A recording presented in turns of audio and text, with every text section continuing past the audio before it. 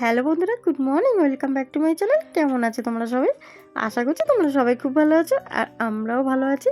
তো আমার নতুন আরেকটি ব্লগে তোমাদের অনেক অনেক ভালোবাসা, অনেক অনেক শুভেচ্ছা দিই। আজকের ব্লগটা এখান থেকে শুরু করলাম।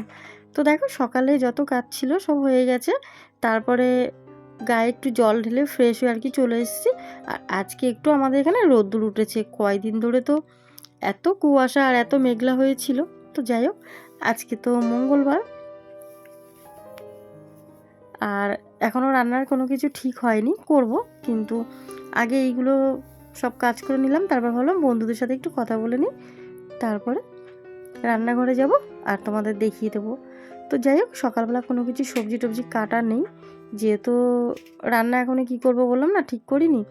তো যাই হোক, সাথে থাকো আর চলো রান্নাঘরে যাই। আর মেয়ে ঘুমাচ্ছে, তো এখনও বিছানাটা তোলা হয়নি। মেয়েকে ডেকে দিলাম, মেয়ে ব্রাশ করতে যাবে, আর আমি তারপরে বিছানাটা তুলবো। একটু পরে এসে তুলছি, কেন আগে রান্নাঘর থেকে আসি। আর সকালে তো যেন আমাদের সবার আগে আশি বেশি কাজ করে একটাই জায়গা, রান্নাঘর। রান্নাঘর ছাড়া তো আর কোথাও আমাদের গতি নেই বলতে পারো। তো যাই হোক, চলো। তো দেখো, আর দরজা না বন্ধ করলে তো আমি ভয়েস দিতে পারি না, কেন তোমাদের তো বলেছি যে আমি অনেক কষ্ট করে ভয়েস দিই। আর এই দেখো, যেহেতু রোদ্দুর উঠেছে, তো ভাবলাম আজকে ব্ল্যাঙ্কেটগুলো একটু রোদে দিই। কেন বলো তো, কয়দিন ধরে তো মেঘলা করে আছে, তো ঠান্ডা ঠান্ডা হয়ে গেছে, ওয়েদারটাও ঠান্ডা, আর এগুলোও যেন ঠান্ডা হয়ে গেছে। তো দেখো, এদিকে বিছানা তুলতে এসেছি, তো মেয়েকে ডাক দিলাম। বই খাতা সব এখানে আছে। তো সবার আগে ফ্রিজে দেখি কি কি সবজি আছে। তো বেগুন আছে, বিনস আছে, তো ভাবলাম এগুলোই আজকে ভাজা করব। তো যাই হোক, এগুলো সব বার করে নিয়ে তারপরে সবজি কাটবো, কেটে তারপর তোমাদের সাথে কথা বলতে আসছি। সাথে থাকো, আর বন্ধুরা আজকের ব্লগটা পুরোটা দেখো, একটু স্কিপ করো না, তাহলে দেখি কিন্তু কিছু মিস করে যাবে। কেন বলো তো, তোমাদের সাথে আমি কিছু শেয়ার করব। তো তোমাদের, যেহেতু তোমরা আমার পরিবার, তোমাদেরকে তো আমি সব কিছু বলি জানো, আর তোমরাও স্কিপ করলে পুরোটা জানতে পারবে না না। আর দুদিন ভিডিও দিয়েছি বন্ধুরা, ওই ভিডিওটা আমার আগে করা ছিল, তো আমি ভাবলাম দুদিন তো ভিডিও করতে পারিনি, আমার বাড়ির কিছু সমস্যার জন্য। তোমরা তো জানো বাড়ির সমস্যা চলতেই আছে, তো সেই জন্য ওই ভিডিওটাই আমি দিয়ে দিয়েছি। তো দেখো, সবজি আজকে রান্না, এই বিছানাটা আর কি তুলতে এসেছি, আর সবজিগুলো বার করে কেটে রেখে এসেছি। আর এই দেখো, মশারিটা দেখতে পাচ্ছ, মশারিটা এখনও টানানোই আছে। তো মশারিটা খুলে আর ওগুলো রোদে দিয়ে আসলাম আগে, ব্ল্যাঙ্কেটগুলো। আর সবজিগুলো তার মধ্যে কেটে নিয়েছি। দেখো, এখানে বেগুন কেটে লবণ হলুদ মেখে নিয়েছি, আর এখানে বিনস, গাজর আর টমেটো দিয়ে ডাল করব, আর ওদিকে পেঁপে সিদ্ধ দেবো। এটাই আজকে রান্না করব, মাছ টাছ কিছু আজকেও করব না। কেন বলো তো, এই ঠান্ডা ঠান্ডা ওয়েদারে না মাছ ইচ্ছাও করে না, তাছাড়া বাজারেও যাওয়া হচ্ছে না এখনও। মানে এই কয়দিন বাজারে যাইনি, ওই রবিবারেও থেকে আর এই এখনও অবধি চলছে, যাওয়া হচ্ছে না। তো যাই হোক, কী করব। তো রান্নাঘরে চলে আসলাম। আর বেগুনটা না একটু চিনি দিয়ে মাখলে কি হয় দেখবে, খেতে কিন্তু ভালো লাগে। আর তেলটা না খুব তাড়াতাড়ি যে চুষে নেয় না বেগুনটা দেওয়ার সাথে সাথে, তাহলে কিন্তু হয় না। তো সেই জন্য আমি একটু লবণ হলুদ আর বেগুনটা একটু চিনি দিয়ে মেখে রাখি, তো ভালো হয়। খুব বেশি না, সামান্য একটু, জাস্ট কয়েকটা দানা চিনি, তাহলেই হয়।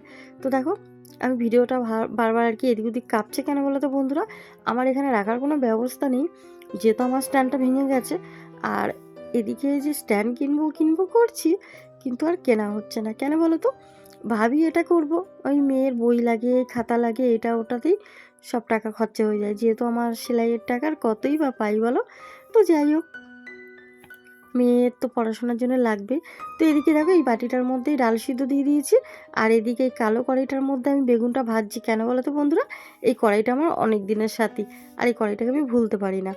আর তার থেকে ওই কড়াইটা না কিছু মানে মাছটা যা কিছু খুব ভালো ভাজা যায়, আর আমি এটার মধ্যেই ভাজি, একদম লেগে যায় না, খুব তাড়াতাড়ি উল্টানো যায়। অনেক সময় অসুবিধা হয় না, লেগে যায়, দেখবে ভেঙে যায় মাছগুলো উল্টাতে গেলে, সেইটা হয় না। তো সেই জন্য না আমি এর মধ্যেই আর কি বেশি ভাজি, মাছ, বেগুন, আলু টালু খুব ভালো হয় আর কি এর মধ্যে। তো এই কড়াইটা আমার অনেক দিনের কড়াইটা, প্রায় অনেক দিন মানে হয়ে গেছে। তো যাই হোক, রান্না টান্না শেষে প্রায়। আর এদিকে দেখো, এই যে মশারিটা সাইড করে রেখে দিয়েছি, ভাঁজ করিনি এখনও, যেহেতু জামা কাপড়গুলো ওদিকে রোদে দেওয়া আছে, কখন আবার একটু বৃষ্টি নামে একটু মানে মেঘলা মেঘলা করেও আবার আসছে, উপরে আকাশটা দেখলাম। তো যাই হোক, এখন তো এরমই চলবে মাঘ মাসটা, এই তো এই মাসটাই থাকবে ঠান্ডা, বলো আর তো থাকবে না। কাশি হচ্ছিল একটু, গলাটা যেহেতু খুসখুস করছে, আর এত টেনশন হচ্ছে না বন্ধুরা, এই জন্য আমার শরীরটা না খুব একটা ভালো নেই, কিন্তু তার মধ্যেও করতে হচ্ছে। তো দেখো বন্ধুরা, রান্নাবান্না সেরে একদম স্নান করে পুজো দিয়ে তারপরে একটু রোদে বসেছি। এই যে আমাদের এই যে দক্ষিণ দিকে দরজাটার এখান থেকে একটু রোদ্দুর আসে, তো এক্ষুনি আবার এদিকে ব্ল্যাঙ্কেটগুলো তুলবো, তুলে আবার ঘরে রেখে আসবো ভাঁজ করে। তো দেখো ভাবলাম তুলেই ফেলি, তারপর ঠাকুরকে খেতে দিয়েছি, তো ঠাকুরের বাসনগুলোও তুলে নেব। আর আমি ঠাকুরের বাসন না তুলে খাই না, এই জন্য ঠাকুরের বাসনগুলো আগে তুলে ফেলি, তারপর ওদিকে ব্ল্যাঙ্কেটগুলো রেখে আসবো, তাই না বলো। আর ঠাকুরকে তো আমি খেতে দিই, যখন আমার গোপাল সোনাকে খেতে দিই। আর চুলটা দেখো ভেজা আছে, তো চুলটা একটু বেঁধে নেব, চুলটা আবার না বেঁধে নিলে ঠাকুরের গায়েটাই লেগে যায়। তো ঠিক আছে, ভেজা আছে, অসুবিধা হবে না, একটা ক্লিপ লাগিয়ে নেব, তাহলেই হবে। তো দেখো ব্ল্যাঙ্কেটগুলো তুলে আর কি রাখতে এসেছি, এখানে রাখি আর কি, পরে ভাঁজ করে নেব, তাহলেই হবে। তারপরে তো দেখতে দেখতে না, এখন বেলা ছোট, তো দেখতে দেখতে বেলাও শেষ হয়ে যায়, আর কাজ যেন শেষই হয় না, সারাদিন কত কাজ থাকে। তারপরে বন্ধুরা, মেয়ের শরীরটা মোটামুটি ভালো। মেয়ের ওই যে বললাম না, আমার মেয়ের তো পায়ে ব্যথা, তারপর ওই যে হাঁটুতে যে আয়রনটা, মানে ওর শরীরে রক্তটা তৈরি ঠিকঠাক হয় না, তো ওটার জন্য ডাক্তার তো দেখিয়েছি, এখনও ব্যথাটা কমেনি জানো তো। তো ওটা নিয়েও একটু টেনশানে আছি। আর এই মেয়ের টেনশান করতে করতে আমার জানো না মনে হচ্ছে যে অসুস্থ হয়ে গেলাম। কেন বলো তো, মেয়ের যেহেতু শরীরটা একদম, ওর 6 মাসের বেবি, তো তো ওর একটা না একটা হতেই থাকে। এই একটু বৃষ্টি হলে ঠান্ডা লেগে যাচ্ছে, যখন খুব শীতটা পড়বে, মানে একদম শীতের শুরুতে ওর শরীর খারাপ হয়, আবার গরমের শুরুতে শরীর খারাপ হয় জানো তো। তো এই দেখো বন্ধুরা, ঠাকুরের বাসনগুলো নামিয়ে নিচ্ছে, আর আমি কিন্তু পুজো দিয়ে আমি এইভাবে ঠাকুরের বাসনগুলো সব নামিয়ে তারপরে জলটা ফেলে আবার এর মধ্যে উপর করে রেখে দিই। তাহলে কীভাবে বলো তো, মানে ভালো লাগে, আর আমি যেহেতু এইভাবে করি, তো এইভাবে আমার অভ্যাস হয়ে গেছে। তারপর ঠাকুরের জলটা বাইরে দিয়ে দেবো। আর এখন কিন্তু আমি যে ভয়েস দিচ্ছি না বন্ধুরা, অনেক রাত হয়ে গেছে, 2:45 বাজে, আর আমি এখন ভয়েস দিচ্ছি।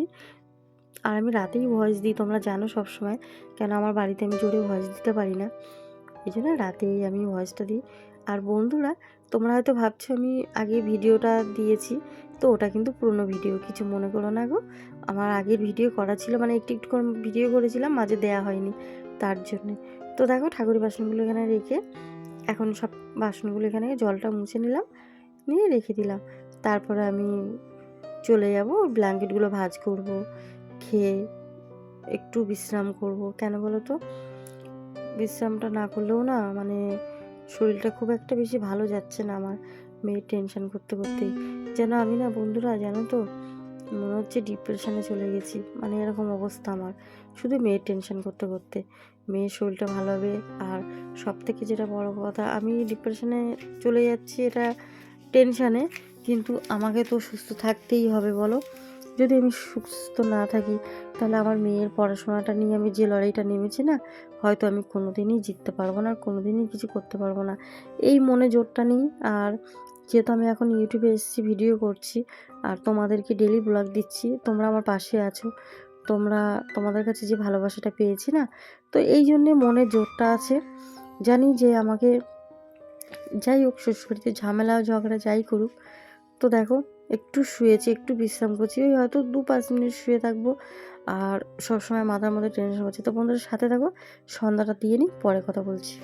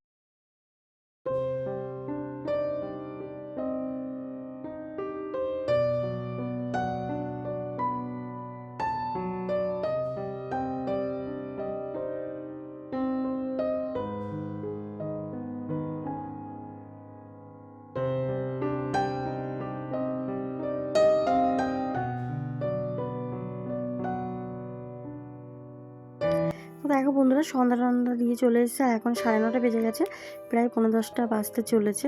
তো আবার খেতে দেবো রাতে।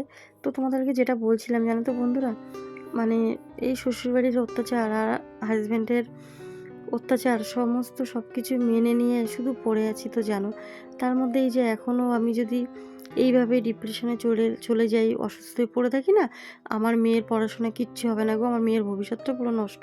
তো বন্ধুরা, এটাই মনে জোর পাই যে তোমরা আমাকে ভালোবাসো আর আমি তোমাদের ভালোবাসি, তোমরা যে তোমার পরিবার, আমার ফ্যামিলি। তো একটা জিনিস আমি জানি, যেহেতু আমি সোশ্যাল মিডিয়ায় এসেছি, তো আর যাই হোক, আমাকে আমার হাজব্যান্ড এক্ষুনি আমাকে কিছু কিছু করতে পারবে না, মেরে ফেলতে পারবে না। আর যাই হোক, কেন আমার মেয়ে আছে, আর আমি যেহেতু ভিডিও দিই, তো আমার মেয়ে তো তোমাদের কাছে জানাবে, তোমরা জানতেই পারবে। তো এই একটা জোর আছে মনের মধ্যে। তো এই জন্যে না টেনশন করি, সবই করি, ঠিক আছে, কিন্তু তার থেকেও আমি এই যে জোরটা পাই, তোমাদের থেকে এই জোরটা পাই, শক্তি। তোমরা আমার শক্তি, তোমরা আমার মনের জোর, সমস্ত কিছু তোমরা আমার, তোমরাই সব কিছু। তোমরা ছাড়া আমি একদম কিচ্ছু না, কিচ্ছু না গো বন্ধুরা। তোমরা যদি এইভাবে আমার পাশে একটু থাকো, তাহলে দেখবে একদিন আমি ঠিক আমার মেয়ের পড়াশোনাটা করাতে পারবো, আর আমার নিজের একটা পরিচয় করতে পারবো গো। আর আমি এই লড়াইটাও জিততে পারবো শুধু তোমাদের জন্যে, তোমরা যদি আমার পাশে একটু থাকো। তো বন্ধুরা, তোমাদের এই সাপোর্টটা আমি সবসময় চাই, আর এটাই আমি বলবো, প্লিজ প্লিজ বন্ধুরা, তোমরা একটু আমার পাশে থাকো। আমার মেয়ের পড়াশোনাটা আমি যাতে চালাতে পারি।